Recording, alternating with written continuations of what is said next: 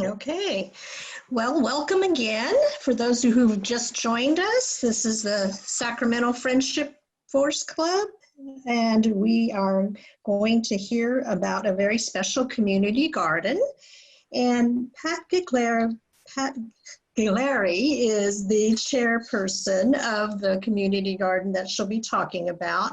She is a longtime Sacramento Club member, and she's held a variety of officer posts. She's currently our treasurer, and she also is a co-field representative, a regional representative for the Western area, including California, Hawaii, and Arizona, which that means that she, along with Marty McNew, help all the other clubs and advise and provide liaison information from the FFI group as well.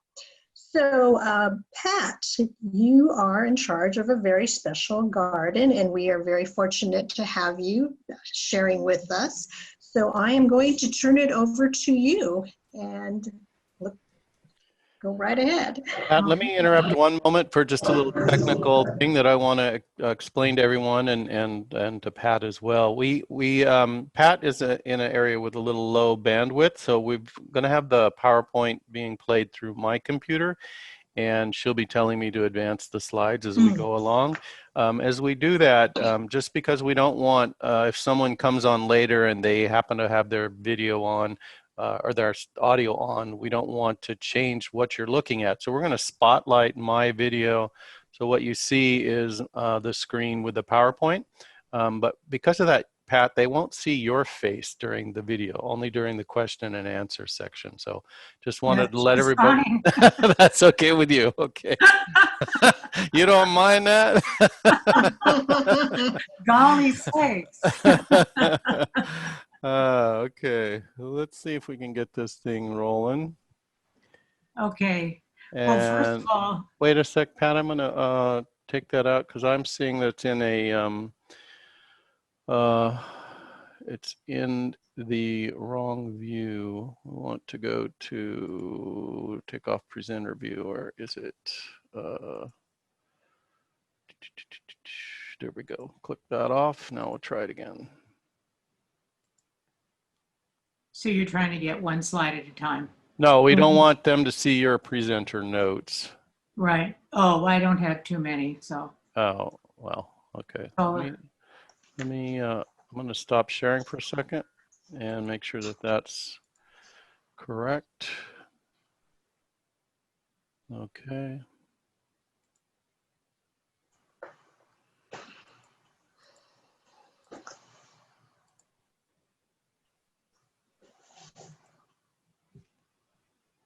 Okay, let's try this and see if it goes forward. And okay. Well, let's.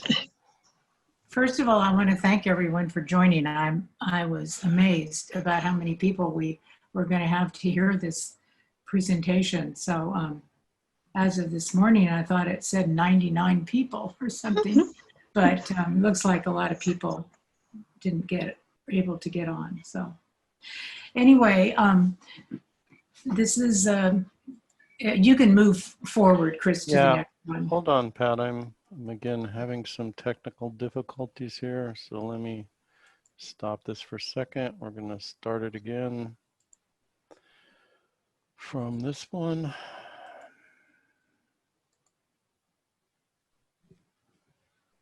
I don't know why this slide isn't going forward the way it should.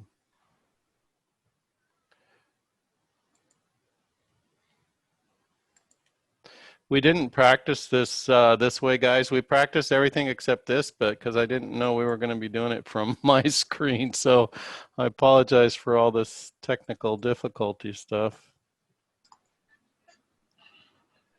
It's not clicking through for some reason. I'll stop this. I'm going to close that out.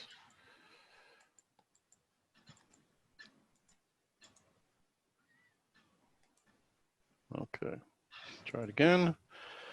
Fourth time's the charm, maybe, huh? Let's try that. Let's get this out of the way. Get that out of the way. I'm going to go back to here. Ooh, what's that? Oh, that's a panda. That's not going to work either. Yes, it is. From beginning. Come on. Work. This is very frustrating. Well, Just hold on, Pat. I'm not quitting yet. Hold on a second. I need to get to here again. Close that out.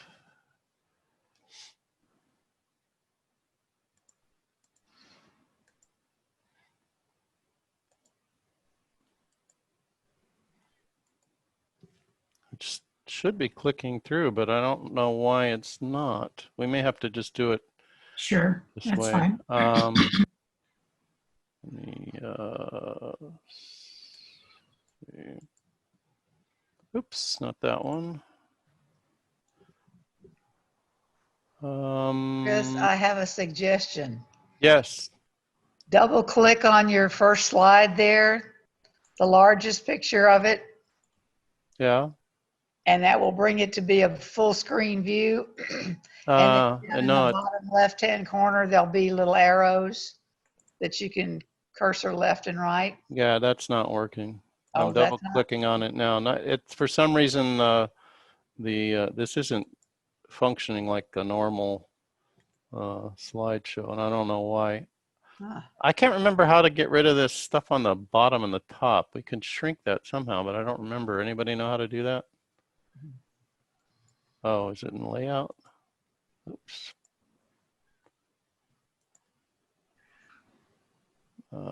Let's see. Nope, that's not what I want. All right, well, Pat, let's just go through with this in this mode. We'll just do it this way, whatever. That's fine. We'll go to the next slide, please. Okay, so do you think you've gotten everyone up in chat?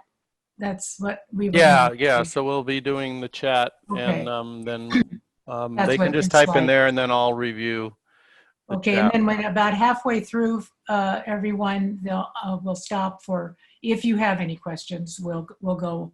Chris will give me those and I'll answer those. So it's about slide 40, something like that. So I wanted to, I looked at how does a community garden support the mission of Friendship Force? And the more I thought about it, I thought we had several ways that we support a mission of Friendship Force. We serve, of course, this community garden is all volunteers. So, and then we experience different views, discover common ground in my community meetings, and I've had them now for 12 years, once a month for 12 years. There's been many times we did not agree. And many times we had to come to a common ground. What was the best for the community, not just their ideas. So I think it works very well as part of a Friendship Force mission. Okay, Chris, move on to the next one. So this was a brand new community. I don't know how many acres the whole community is, but we have 460 homes, and the development started people moving in about 2005.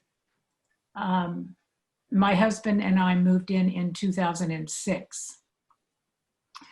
On the when you went into the models, on the wall was a large picture of how they were going to develop the homes. And there always was a little green area that said community garden. And so many people were quite excited about that, but the only people that really knew anything about it were the real estate people. And each one of them had a different idea about what a community garden might be. So we really didn't know until they left us, and we and they, as you will see, what they did for us. So the community or the planning commission of our county said they had to have more open space than they already had. And they had a lot of trails and a lot of green area everywhere. But they said, no, you still need more and you can't build more houses on it. So they opt for a community garden. So it's a 2-acre plot, and the developer did pay for a community garden expert that's known throughout the United States to draw up the plans for it. And then along the way, coming to common ground, we changed that plan many times, many times. They asked if I would chair it in 2007. The board president at that time asked me if I would chair it, and said, do you know how to do long-range projects? Because he knew that the association could only give us $6,000 to $7,000 a year to start with to get this going. And I had come from a job where I did lots of long-range projects. So I said, yes, I knew how to do long-range projects. So I thought that it would take 4 years, and it actually took 9 years.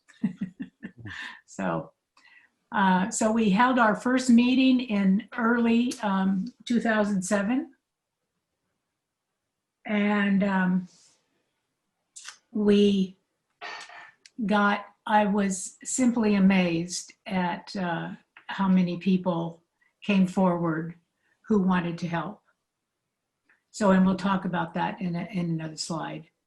The developer, you can go back to the next. Nope, sorry. The developer did install some things for us. They did the main irrigation. They did about 7 boxes. And they did a slab for a shed. And then when we had a celebration party that the garden was being turned over to us, they actually brought a bunch of tools for us as well. But then we were on our own. So, okay, Chris. So this is an overview of a map of that of what we were going to do. So the area where you see the green circles in my far right is the orchard, and over to the opposite side is the vineyard, and then the roses are up the middle, right up the middle between boxes 10 and 6 and 7 and 8 and 3 and 4. And then you will see our many other garden, our English garden and our bricks areas and etc. are to the right of the roses and the boxes. So that's what we worked on for several years until it was complete. Okay, go to the next one. So that's what it looked like on paper. This is what it looked like from a drone. We have a community member that does drone overviews of different things in our community. So he did that for us. Okay, and the next one. So at the first meeting that we had to consider, so we needed to put a vineyard in, we needed to put an orchard in. We had at least 8, what we refer to as featured garden areas. We had more boxes that we had to put in for our gardeners to grow vegetables. We needed an art chair. We needed someone who might do a mural. The art people wanted to also, it turned out, wanted to do quite a bit of mosaic stepping stones. And we developed a group of people that we referred to as champions. Instead of just chairs of something, they are champions. They love that particular area. That's their commitment to our community, and that's why we call them champions. So we have roses, roses, succulents, an Asian garden, a daffodil hill, shade hill, white garden, greenhouse, gazebo. Oops, I said greenhouse twice, sorry. So those were all of the areas that we thought of. I'm sure there's more that I've even forgotten. So you can go on to the next one. So then we began our work. So to go back, the champions, so these 460 homes, we didn't a few people knew each other when they moved in, but the majority of us did not know one another. So this was sort of a coming of who are you and what talents do you have and what would you like to share with us? So in our orchard, we had a gentleman come forward who had his PhD in pitted fruit, and he wanted to do the garden, the orchard. We had another gentleman who came forward who had grown up on a vineyard in not too far from Sacramento in a community called Lodi, that he was related to Robert Mondavi, the wine person. So he wanted to do the wine. He wanted to do the vineyard. Then we had other people who, like the roses, they came forward and said, well, I've always had roses in my garden. I've always had, my mother had always had roses, you know, et cetera. I would like to head up the roses. And in that endeavor, the roses, every one of our roses was donated by a community member. And they donated what their favorite family rose was, or their parents, you know, their own roses in their own yards, or their parents' roses, or in memory of someone. We have 87 roses, and each one of them were donated. So, okay, you can move on. So Pat, I figured out what was wrong with, we're back to the slideshow. So oh, we are. Sorry about that. Yeah, it turned out I had a dual monitor and it was trying to push the slideshow to the other monitors. And even though the monitor was off, that was technology is just technology. Anyway, I figured it out. Sorry. Now we're back to the slideshow. Sorry, folks. Yeah. Okay, so we had some construction that we had to do. So next. Yeah, I do want to, let me do one other thing. I'm going to try to share and make this slightly better if I can. Is this part of the? Yeah, that's not a wonderful picture, but that's part of it. Yeah. Okay. Well, so we also had a gentleman who was a big equipment operator. And so he said that he would do all of if we rented the piece of equipment that we needed for the project, he would do all that work, and he did. He did that for at least 3 years before he moved.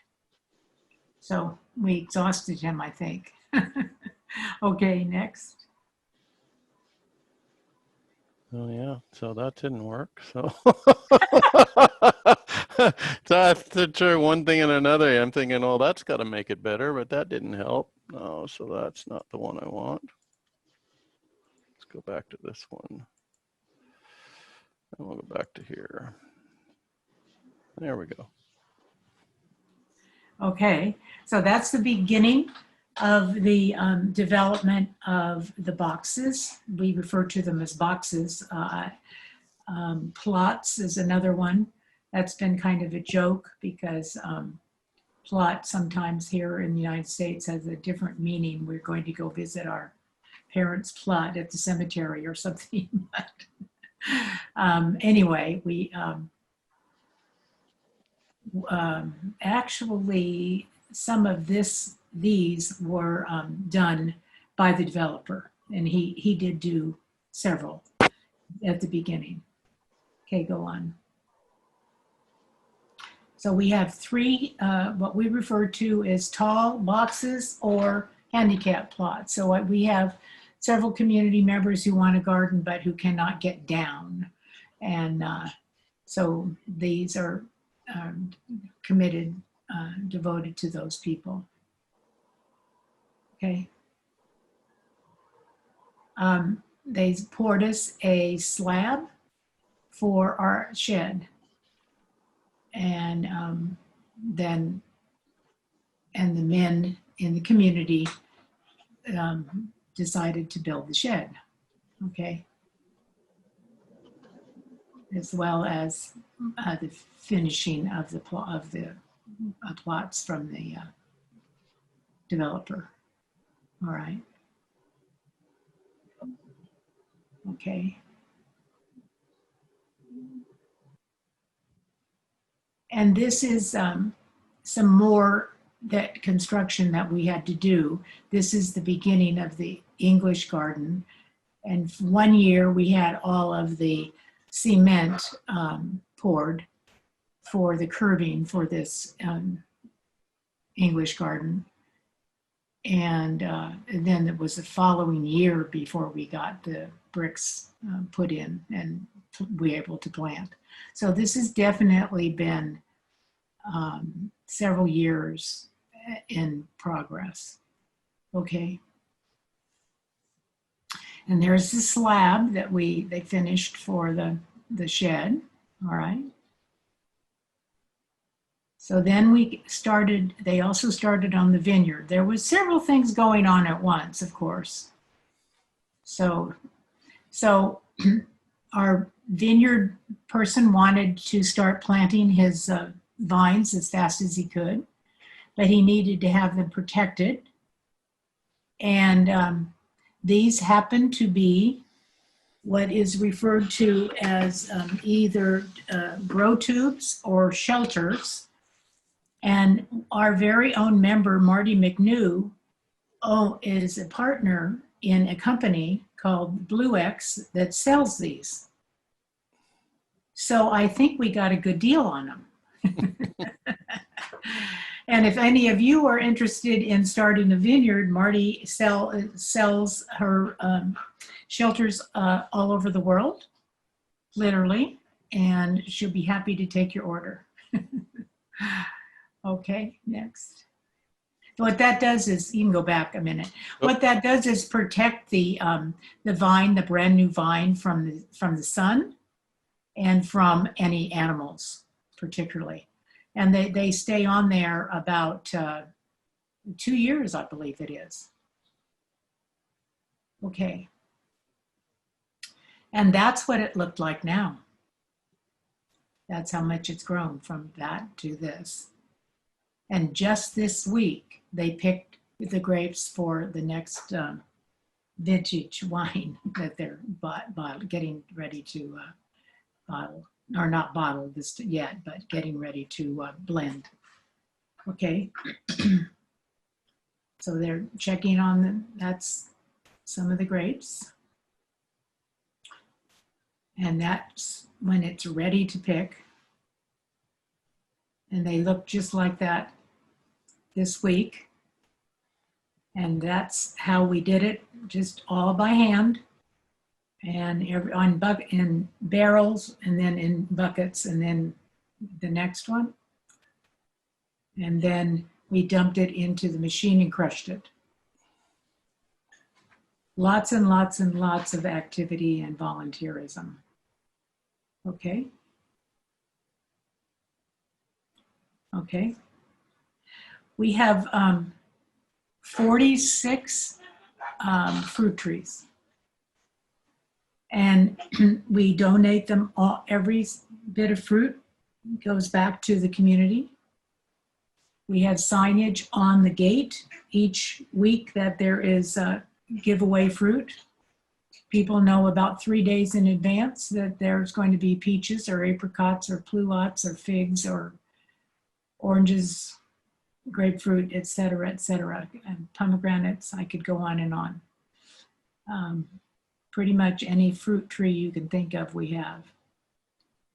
And that's what it looked like at the very beginning. And they have a similar coverage on their trunks to protect them. When we first started this garden, we had lots and lots of rabbits. Interestingly, we have no rabbits left. We don't have any idea what happened to them. They've just disappeared. And we've had lots of other communities that opened up, so we're sort of hoping maybe they went there. But they were kind of a pain in the neck for a while. Okay. And there's our orchard now. And I always call him our orcheologist.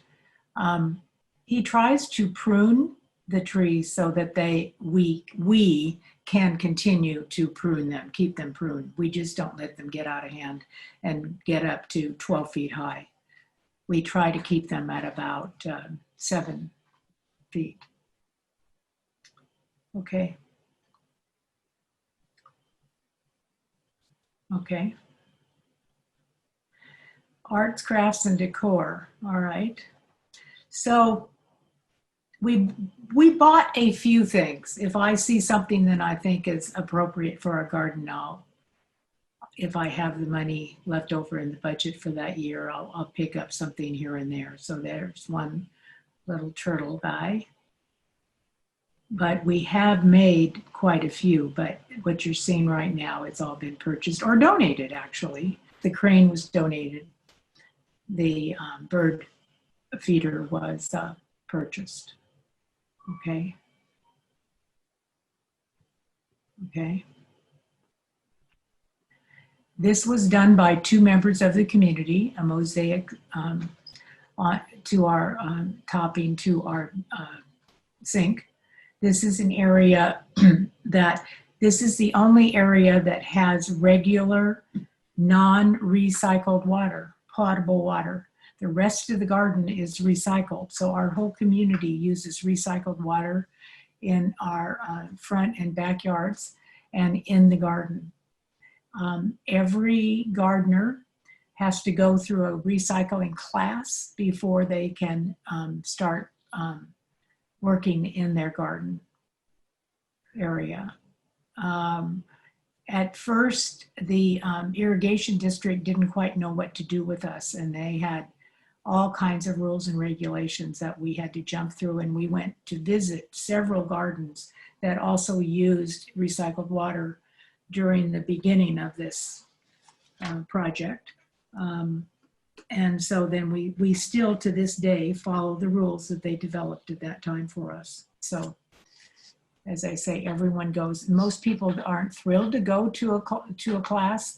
They don't think, but every single person comes back saying they've learned something. So that's good. Okay. Some more art. This is a mural that was painted by one of our community members that's on the side of the shed that the men built. Didn't she do a beautiful job? Mm-hmm. Okay.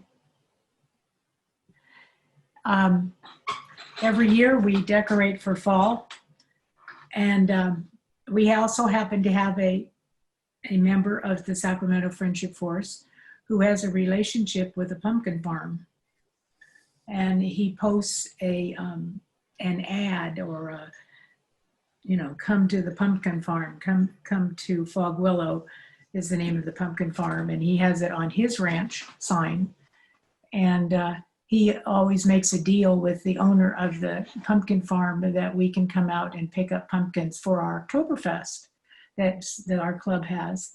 And then after the Oktoberfest, I also have purchased some more of the pumpkins also, and any left over from Oktoberfest as well as my purchase, and we bring them back to the garden and decorate. So those are part of that. Okay, next. And some more. Next. And then we did purchase these, and they were kind of fun. This is our latest and last garden, and it's actually right in the process of being redone as we speak. And it's our succulent garden.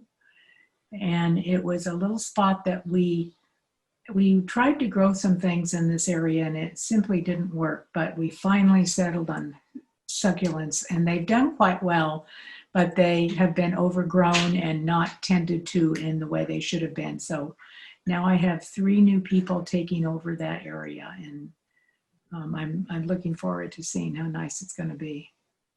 Okay. Okay, questions. Yeah, we can stop there and see if we have some questions. Okay, let's see what's going on in the chat. Let me open that up I see first. There was 15 on that. lots of questions in here. Let me see if I can. One of them was the sizes of the plots. I saw that go up. Yeah, I can answer that while you're looking. Okay. The sizes of the the boxes or the plots are, we have 4 that are 10 by 10. We have 10 that are 20 by 20. And then we have those 3 tall boxes that are like 3 by probably 20. Okay, there was another question. Is there water and power in the shed? There's no water in the shed. There's power in the shed. And then In both. Actually, we now have 2 sheds, and I didn't show the second shed. The second shed is our storage for our wine, and it has power to it also. There's water faucets by both sheds, but not inside the shed. is your wine storage shed air conditioned? I mean, that gets pretty hot out there, doesn't it? We have moved all of the wine as it's fermenting, or whatever wine does, into our lodge, actually. And we have an air-conditioned room in the lodge that they've given us. We were renting a unit in a storage unit, and the rent kept going up, so it was like $150, $160 a month, and it was taking quite a bit out of our budget. So we finally moved it. Okay. They allowed us to move it into the lodge where it's air-conditioned. Leanne Briggs from Honolulu had a comment that her garden is part of the City and County of Honolulu Community Garden Program. And so she's interested in your history, organization, and of course, the gardening activities. And then later she asks, where is your community garden in relation to the City of Sacramento? Well, I live in El Dorado Hills. El Dorado Hills is East of Sacramento. 16 mile, probably. It's east of Sacramento. It's on the way to Lake Tahoe. It is about 16 miles from downtown Sacramento, I would say. And just in the foothills. The hills are just beginning there. The hills are just beginning, correct. She asked the dimensions for Sorry, it's 25 miles. I checked it out on the computer. Oh, is it 25? Oh, okay. Thank you, George. Leanne asked, what are the dimensions for the shed? Oh gosh, I think it's 10 by 12. Okay. Stephanie wanted to know what variety of grapes are planted in the garden. There's a Merlot and a Cab Franc. Okay. Someone, Jeff from Leicester asked, how many rabbit pies did you make? Oh, cute. No, well, actually, I think a rabbit or 2 did get dispatched, shall we say? Dispatched by a gun of some sort, but yeah, not by me. Someone, Rosemary says, is it an organic garden? The fruit looks so perfect. No, it's not, but thank you. It's almost impossible to have an organic garden here, so there's too many bugs. Do the gardeners have to do a refresh recycling class? Any kind of recycling class? No, no, they don't. One time. Okay. And Audrey asks, are residents allowed to have their own gardens at their homes? Yes. Okay, so this is just an addition. And was winemaking in the plan at the onset of the project? Yes. Sid and Rana want to know when is the next wine tasting?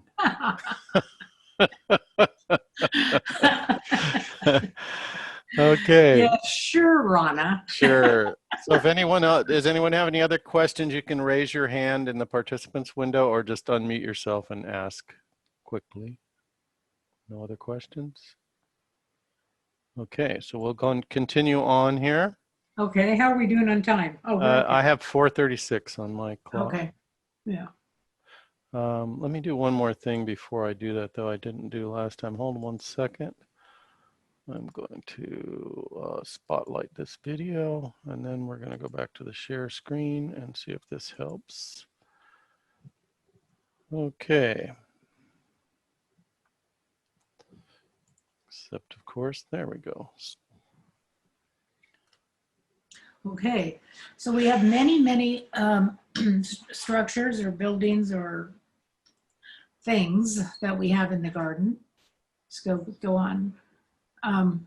So this is a picture of the men.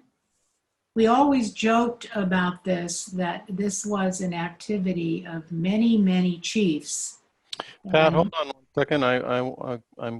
I think people are seeing me instead of you, and I want to go back and change that because they don't need to see me. I just saw a question that asked if people have to pay to be in the garden. They do not. Oh, okay. The homeowners' fees pay for the budget. Oh, that's good to know. And Yeah. they pay for the water, and they give me a yearly budget. Did you say how many members and how many members from the homeowner members are in the garden? There's 34 people who have garden plots. And then out of how many houses? 460. Oh, pretty good deal for those 34. Uh-huh. Okay. Yeah. So as I started to say, this shed was built by many Indian chiefs. Does everyone know what I meant by that? There was a lot of bosses. Yeah. Yes. Not a lot of workers, but a lot of. Yeah, there were workers, but there was some of them worked under duress, I think. They had to learn to come to common ground, you know. Okay. Yes.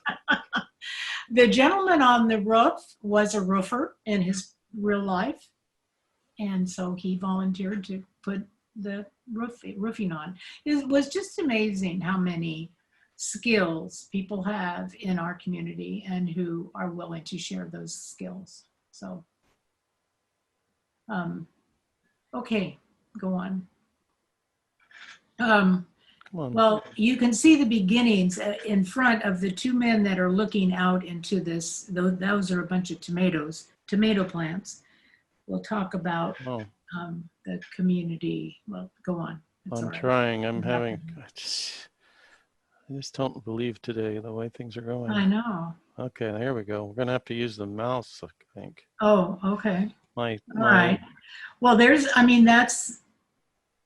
that's what the area, same area looks like today with the picture of the mural on it. To your left is, or it's my left, I guess, but that's a tomato plant. Wow, that's a big tomato plant. And someone's asking if the produce free or for sale. We can't sell anything that we grow because we're a homeowners association and there's liability issues. So, in fact, we wanted to donate quite a bit of it at one time to some food closets and that kind of thing in the homeowners association, and the insurance companies won't let us do that. So we just have to give it to, one another, so to speak. Okay, go on. So this is under structures, yes. I'll talk about this a little bit later too, but this is our compost bin piles. This was a donated activity by an Eagle Scout. And as you probably know, the Eagle Scouts have to design it, they have to fundraise, they have to provide all the materials, and they have to bring the people to do the project. So we were very fortunate to be the recipient of that effort. Mm-hmm. So, okay. So this is just another structure. We have a greenhouse. My husband and another gentleman put that together, put several of these structures together, actually. We use the greenhouse pretty much from January to probably June, I would guess. And then some people just store some things in there, but we grow seeds, we grow small plants so that people can have starters for their plots when season comes around. Okay. And that does have water in it too, as you can see. All right. Okay. So they're growing. They were growing all kinds of things in there. Is that glass or plastic on the side? It's the plastic. I believe that's from Costco, if I recall.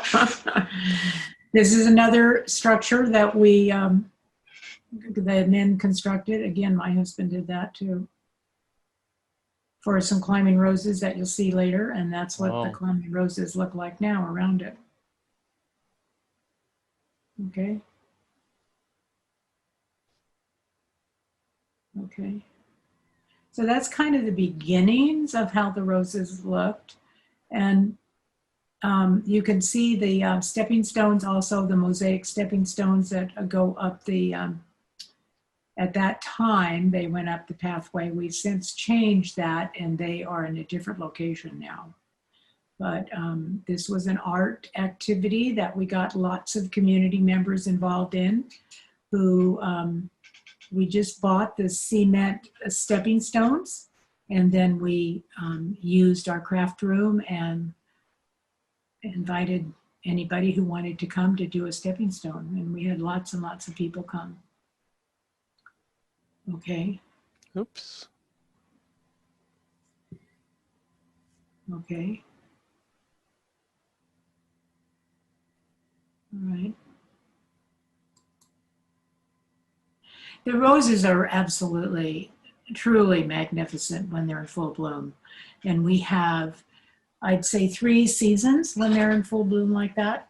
May, and, well, normally we have some in August, but this August has been so doggone hot that they didn't do as well this year. And then we have some more in October. But just like that.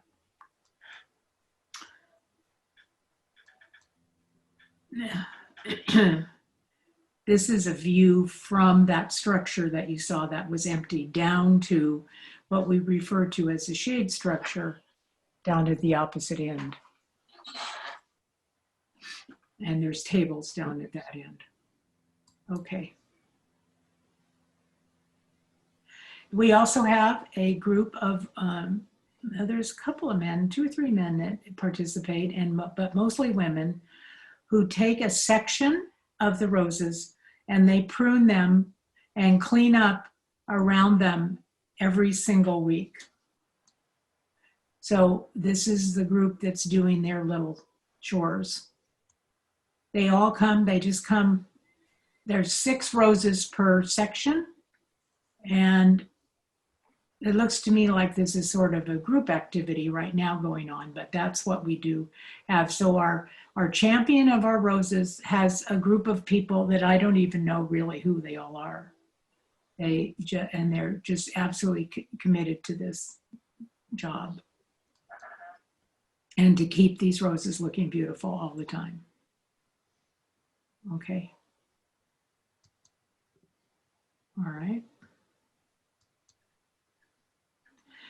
Okay, so we took our very, very first box that the developer built and turned it into what we refer to as the community box, meaning if you do not have a plot within the garden yourself, you can come to this community box and pick it's mainly tomatoes. There's also some herbs on the other side of this that you can't see, and there's also some zucchini that we plant from time to time. But overall, this is the box that is for the community to come, because the community comes on a daily basis to this garden. I mean, not every single person comes every single day, but pretty much someone is always at the garden. And so this is their opportunity to have some of the fruits of our labor for themselves. Okay. And again, it's been so hot this year that I wonder if they felt that they got enough from the box. But so many of the gardeners mass produce things, and we have another box you'll see that's also donations for the community, so they can take out of there too. Okay. This is a gathering of my husband's one day at one of his boxes. So we eat quite a bit of tomatoes at our house. Okay. Okay, we also have an Asian garden area that is one of my very favorite places to go. What happened? Oh, I didn't hear you say, sorry. Oh yeah, you I can jumped go. the gun. That's fine. No, that's okay. Now, this is a Tory gate, or this is our version of a Tory gate. It is, it actually, I guess the picture got taken from the opposite side. On the other side, it is actually written in Japanese, and it says something, everyone is welcome here, I believe. And that particular structure was left over from when the developer did something at one of the model homes. And he left that structure in front of the model home. And then the people who purchased that home had that structure for several years, and they decorated it with Christmas ornaments, I mean lights and things. And then one day they said, would you like that?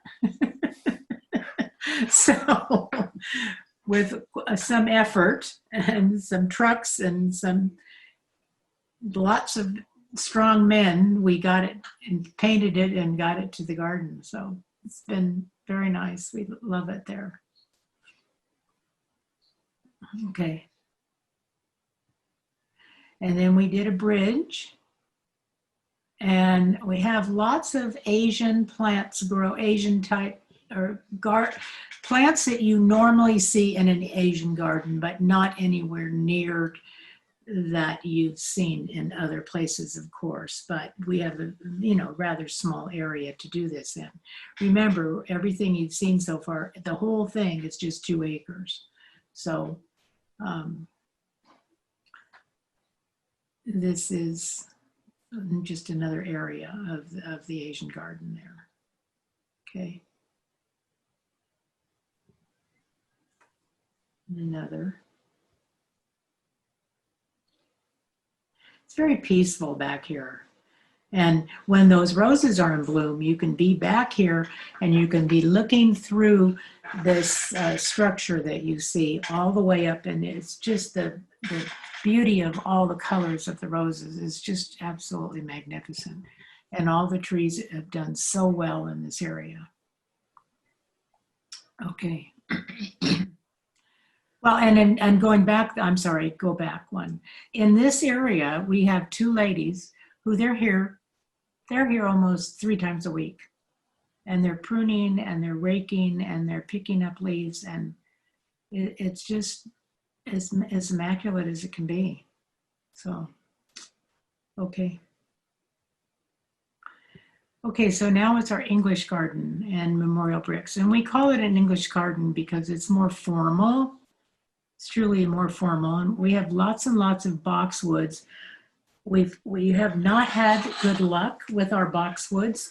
We think we finally figured out after all these years what's the matter with them, and it hasn't been, we haven't had the exact right amount of water per boxwood plant. So we've lost a lot of them. You can even see some in this particular picture. You can see some ones that have died, and they've all been pulled out, and the other ones are now much, much bigger and doing well now. So I think we finally figured it out. We'll plant some more. The fountain in the middle is was a functioning fountain that we purchased and put irrigation to and etc. But because of the recycling water, the water sprayed, and you can see a little fading on the bricks on both sides, and so we had to stop the water coming out of the fountain. So now it's planted with lots of flowers and no water. So the bricks are better now. Okay, let's see, and yeah, so we had just pulled out, I think, the flowers inside the fountain, but we have lots of flowers right now inside that fountain as well. But you can see the fading over here that the recycled water did. So that was a shame, because it was fun to see it. I always call her Our Lady with their water fountains, with her water pitcher. Okay. So I wanted to talk about the bricks a minute. So I actually wrote down the bricks. The bricks were a suggestion by someone that we use it as a fundraiser. And so we ended up doing that. And this whole area was also another Eagle Scout project. So we were able to purchase the bricks. We purchased the bricks for $60 a piece. And then they were, we were able to write what we wanted on them. So in this one, I just found mine and put our name, found the one that we wrote up. But many, many people did that the year they moved in was the year that they, put on their brick. It's gotten more now so that it's kind of a memorial to people.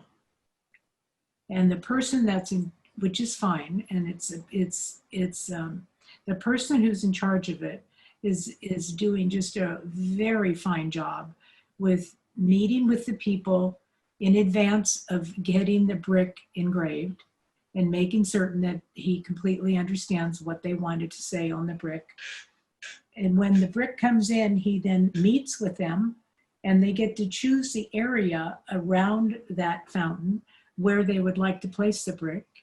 And also, if they would like to write something on the back of the brick that's special, he allows them to do that. And he leaves while they do that. And then he and the person put the brick into the spot. So it's very nice. And we have people coming up every single day to say something or put a little flower or a little rock or something on their brick. So it's really a very, very special place. And we've made through the years about, let's see, I wrote this down right before. We have made $6,800 on our bricks. So that was a very good suggestion. Okay. Okay. All right. Okay, fundraisers. You can move on.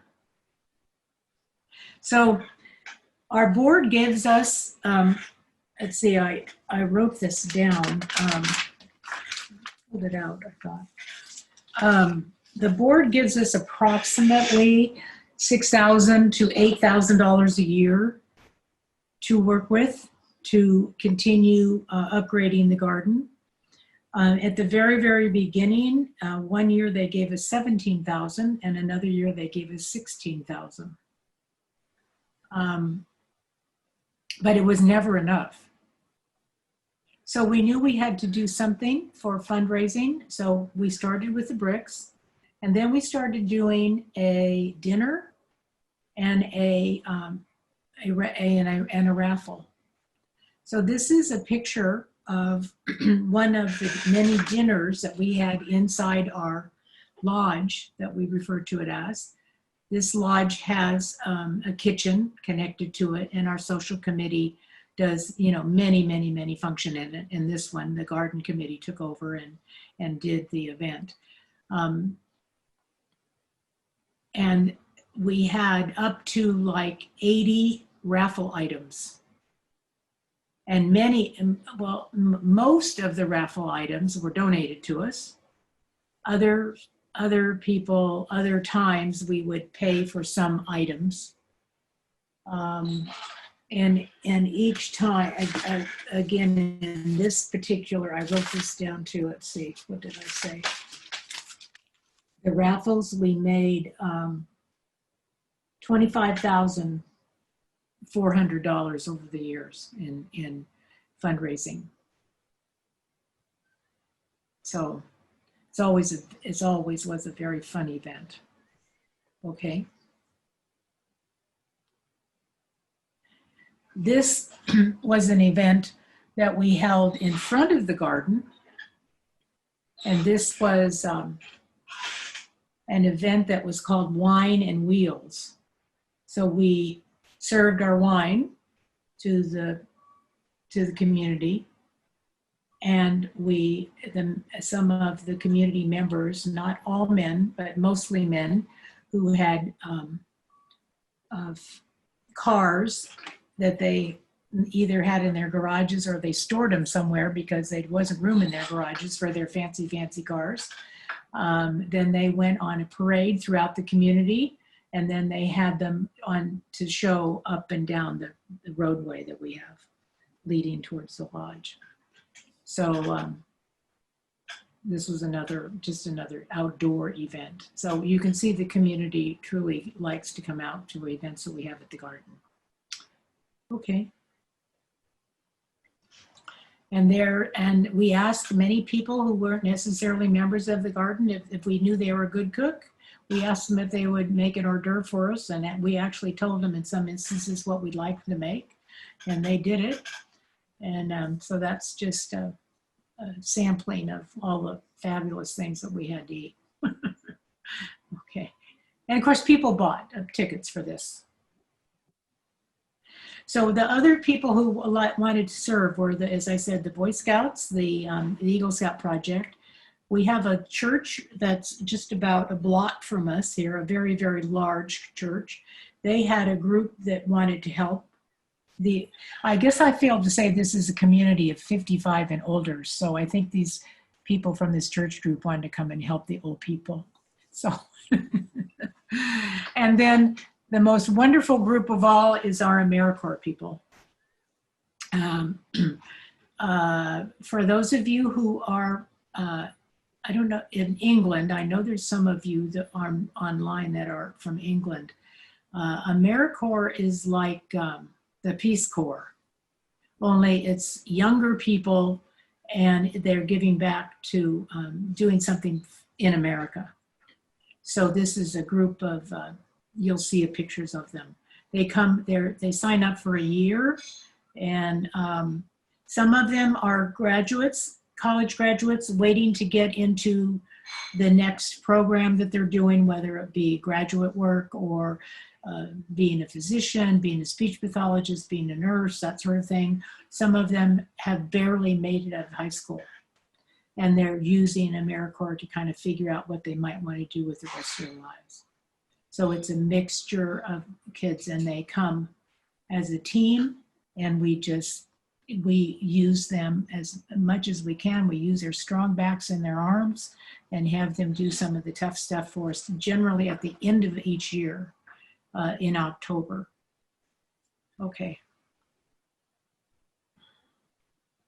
So as I said before, one of the volunteer groups was the Eagle Scout that did our compost bins.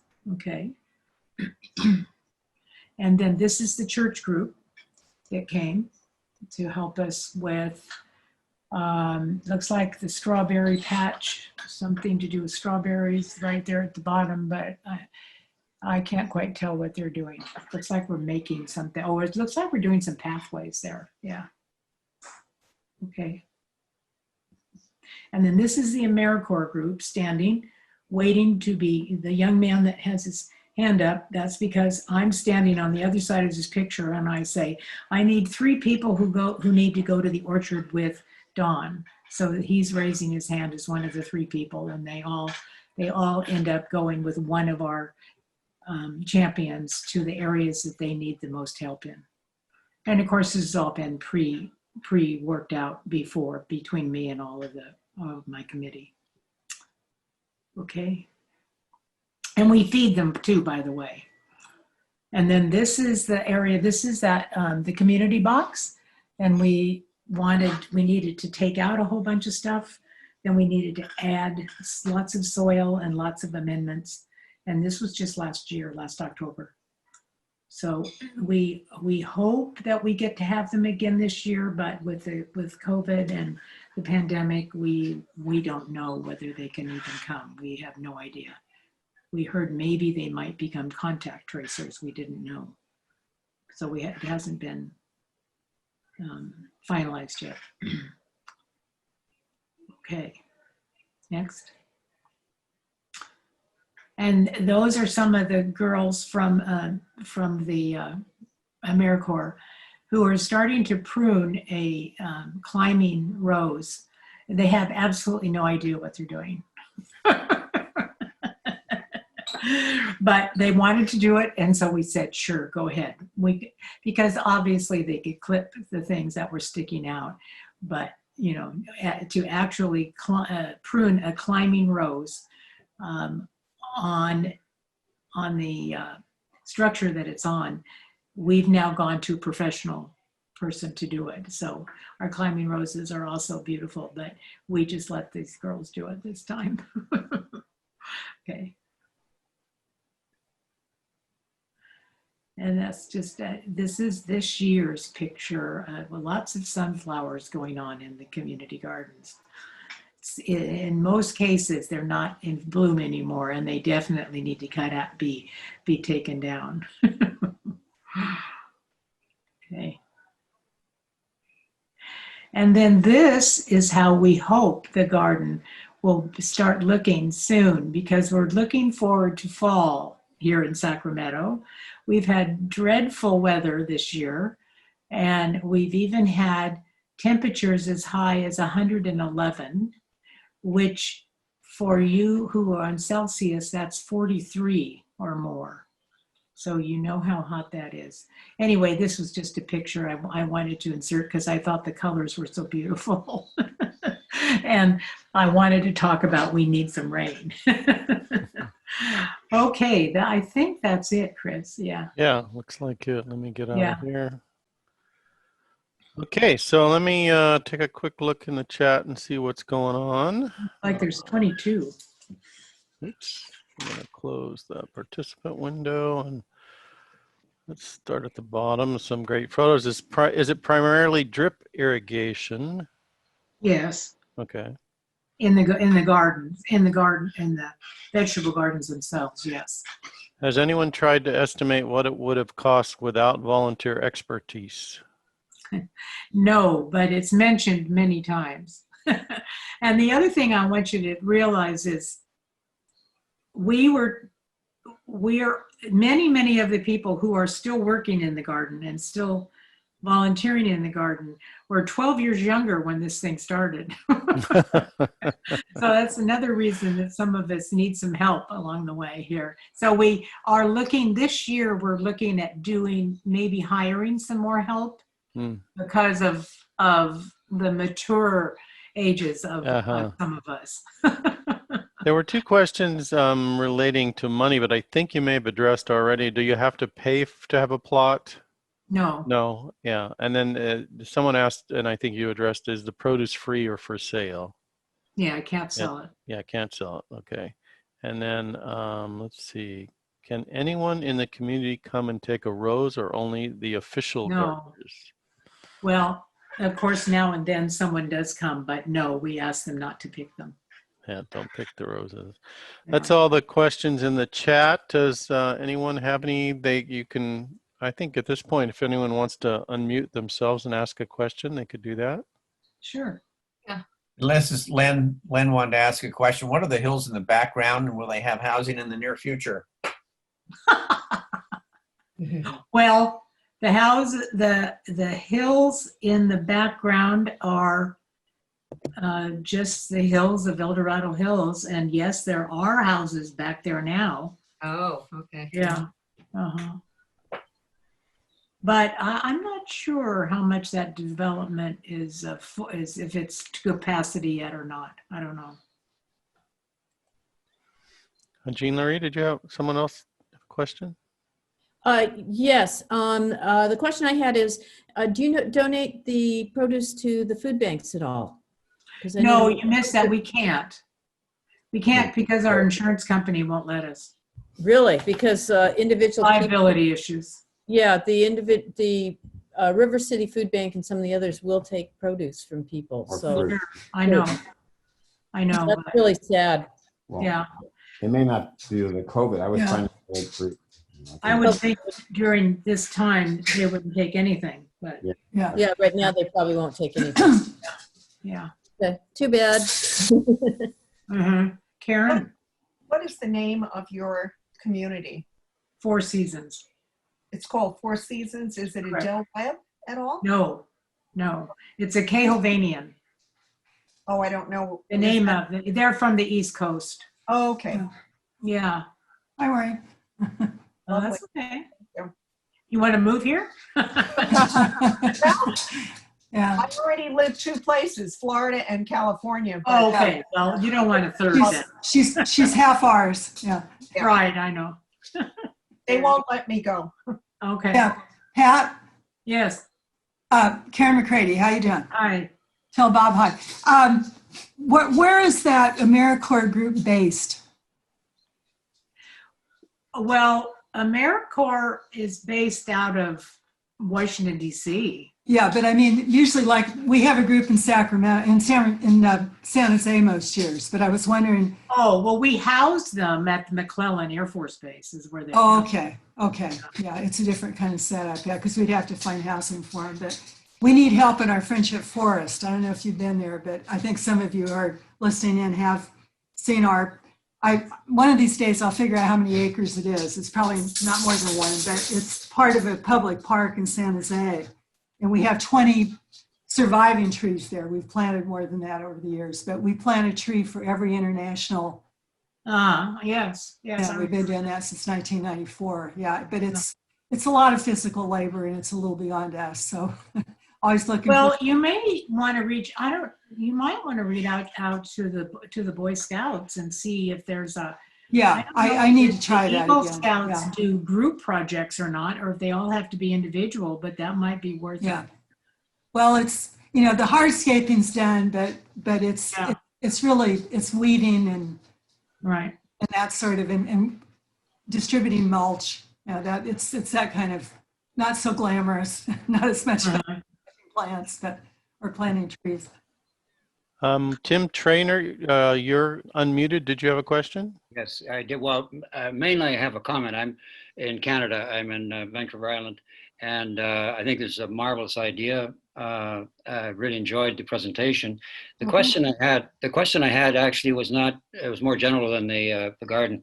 It's whether you or any of the other participants have had, or what techniques have you tended to use to attract younger people to Friendship Force? Well, that's a pretty good subject we could spend some time on. Pat or Marty, do you want to take that since you're regional reps? Okay. Well, is Kathy still on? Is Kathy Hart Kathy on? Hart, yeah, she's Kathy. Are you? I don't know if she is. Yeah. I will say that we've got I've been in our club for many, many years, since 1990, I think. You were a young person. I was I was 36 when I joined this club. So what I found over the last, I'd say 5 or 6 years is we've had a really strong group of people who've joined, who have reached out to other people who are their age or younger. And we've tried to create a lot of events and activities that go beyond just the hosting and the travel, so that we do a lot of events within the community. Like last year, I, for example, did a walk of murals around the town, and Kathy Hart, she's doing the painting thing this week, this month. It's called Let's Paint or something like that. So we try and do different activities that maybe would attract a variety of age groups and not just rely on the hosting or the travel side of it. When we do things that are culturally related, we try to do as much as we can with that too, but it doesn't always have to be culturally related either. It could sometimes. We like to let people know more about our community. Like one time we just got a group of people together and traveled to a small town that's about 30 miles from Sacramento that most of us don't regularly visit, and went on to see, well, what do they have in that town? What activities do they do there? So Tim, I think hey, Kath, you want to follow up? Did you hear that? Yeah, I did. I'm sorry. I had everything off just, no but I would say that's a lot of it, Chris, is that we had some members that are very strong with referring new members, and all of the events that Chris talks about. I think that's really key, is that you have lots of activities, lots of events. And while we can't do in-person events easily now, we do lots and lots of virtual events, and we invite guests to join us on our different events. And I also think that being on social media makes it easier. Mm-hmm. I think we record our events, so if our members can't join it live, they can then go into our website and look at our recorded events if they weren't available. So it's really trying to leverage the technology that's out there. Chris is wonderful. He did so much Zoom training in March for our club. So we were up to speed, I think, virtually very, very quickly. And then we have so many creative members. Roz is really wonderful with all of the work she's done on our photo cluster. We call our Sacramento Shutterbugs. That draws in people of all ages that are interested in photography. It isn't always travel related, although it's very definitely that's a big part of it. So lots of members doing lots of different things. That's what I'd say. Could I make a comment? If you sit next to my wife on an airplane, you're going to hear about Friendship Force. We recruited our current president 3 or 4 years ago in Vancouver when we were at the Vancouver International Friendship Force meeting. We just happened to be next to them at the entrance to a museum. Right. And you just keep talking to people about it, and it's amazing who you can hook into this wonderful meeting. Yeah, and I'll just piggyback off of George's comment that our club also has several different ways people can promote. So we have business cards that everyone can have that talks about it. We have a brochure, and then we have a little half postcard sort of handout. We also go to functions within the community. If there's some sort of a cultural fair or things like that that's going on, we always try and get a booth and pass out our cards and let the community know. Yeah, we have the sign now that behind Sandy. Even when we were doing, for example, home hosting, and we would go to a restaurant for like a welcome or a farewell party, we would put that sign up, and people who were coming into the restaurant and say, well, who are you? What's this about? So we try and use every way we can, both from social media to just business cards to let people know we're alive. The another thing that you can do is when you have events with ambassadors coming from elsewhere, if you're taking them to a public place or then if you all wear your name tags, people often ask you, well, what is the name of this? What is this club? Tell us about it. And that's an opportunity as well. Mm-hmm. Absolutely. Yeah.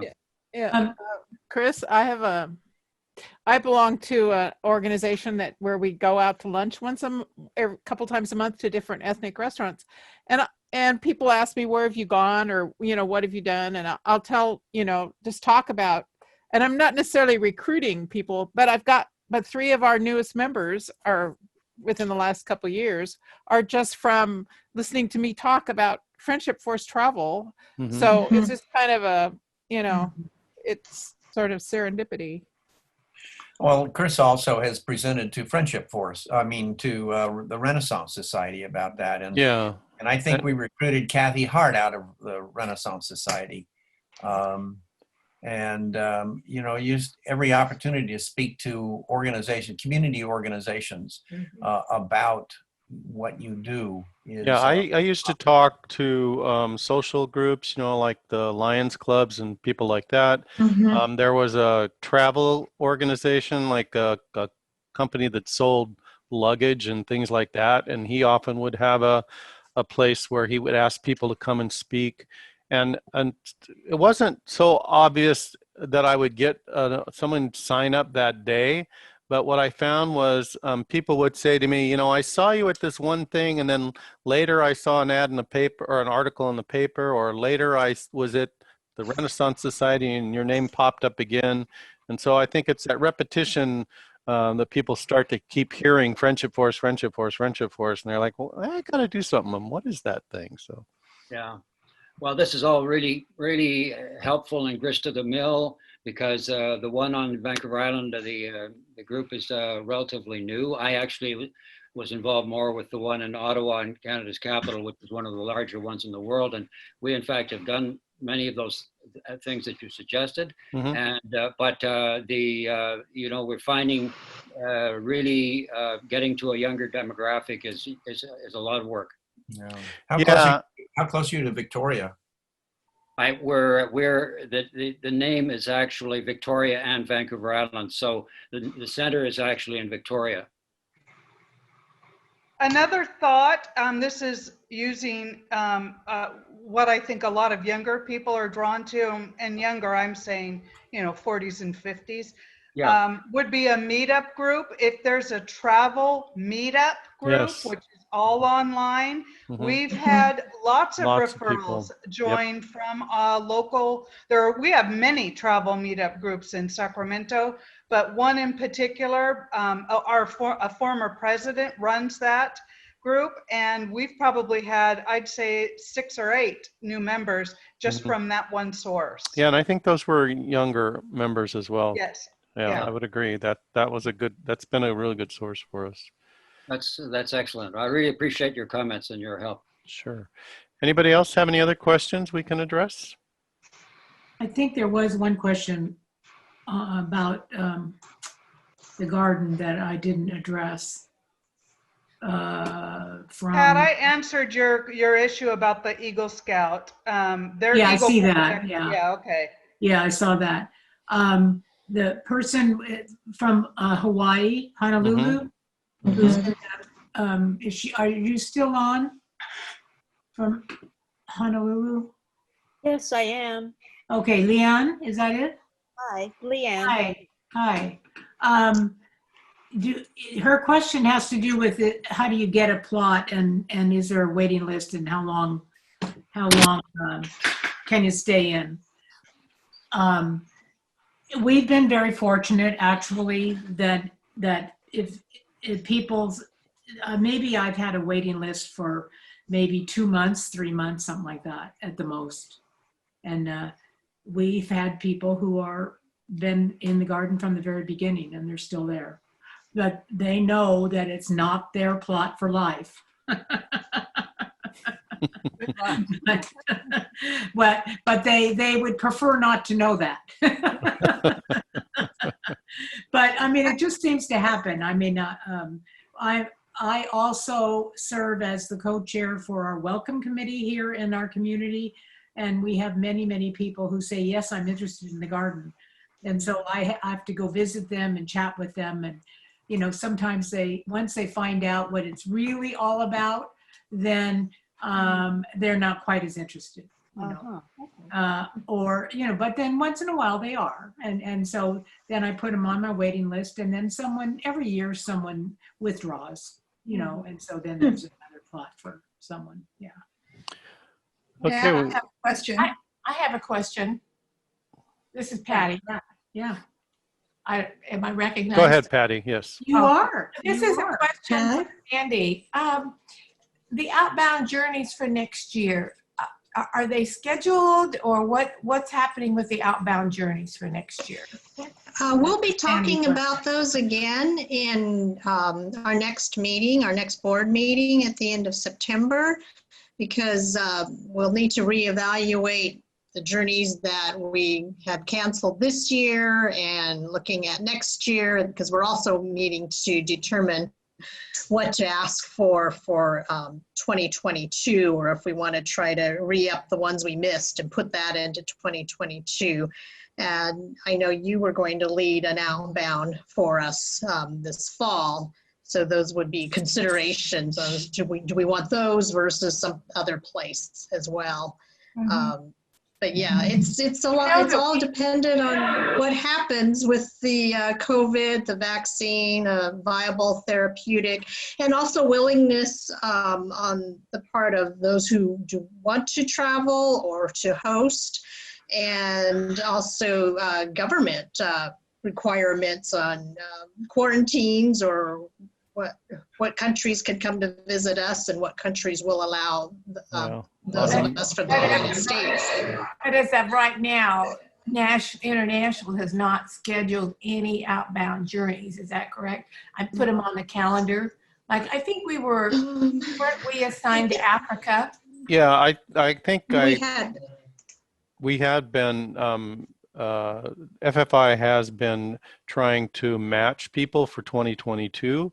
Right, they're going to. 2021 is pretty much up in the air right now, but because it takes a year plus to get things organized, they are actively working on the 2022 timeframe, and I think 2021 is still pretty flexible at this point. Kathy DeBlanc had a question, I think, didn't you, Kathy?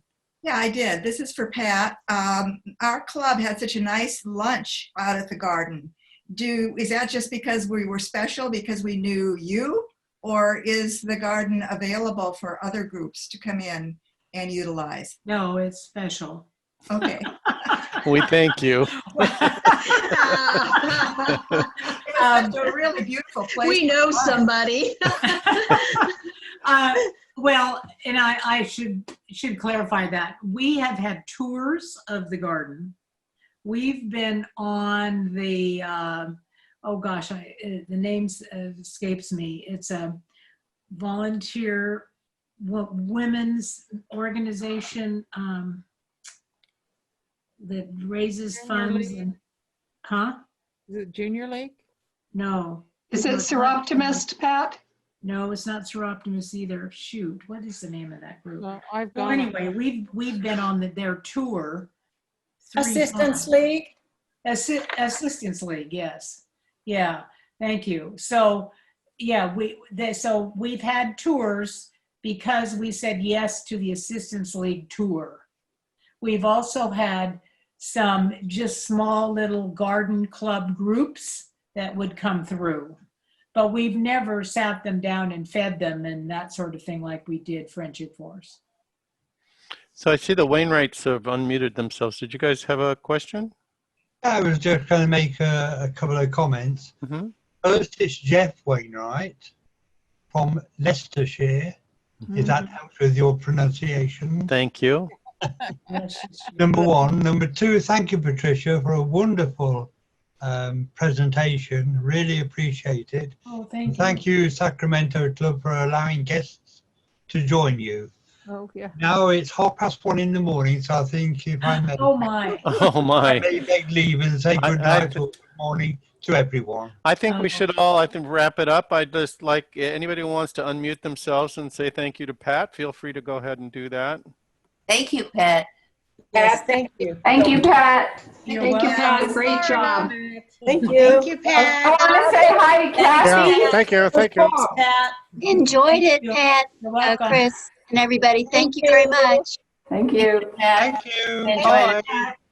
Okay, well, bye everybody. And don't forget to look at our website for upcoming events, ffsacramento.org. You're all welcome to join us no matter where in the world you are, ffsacramento.org.